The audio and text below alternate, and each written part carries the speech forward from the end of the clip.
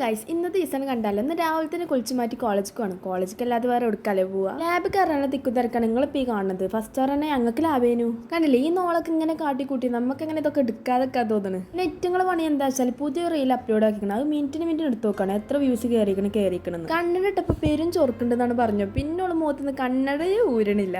പിന്നെ ഇന്റർവെല്ലൊക്കെ പിന്നെ അതിൻ്റെ ഉള്ളിൽ നിന്ന് പുറത്തേക്ക് ഇറങ്ങി പിന്നെ ബെല്ലടിച്ച് പിന്നെ ലാബിക്ക് തന്നെ ഇതാണ് നമ്മളെ ബ്ലോഗർ സെലിബ്രിറ്റി ഫിദ ലാബിൻ്റെ ഉള്ളിൽ നിന്ന് ബ്ലോഗ് എടുത്ത് നടക്കാനുള്ള മെയിൻ പണി എന്ന് പറയുന്നത് ഇത് ഞാൻ അതിൻ്റെ ഉള്ളിൽ നിന്ന് അടിച്ചു മാറ്റിയതാണ് ഗൈസ് എങ്ങനെയുണ്ട് പിന്നെ നമ്മൾ ഉച്ചയ്ക്ക് ചോറ് വയ്ക്കാൻ പോവാണ് ഇന്നത്തെ ഫുഡ് പുറത്തുനിന്നാണ് എല്ലാവരും ഉണ്ടേനു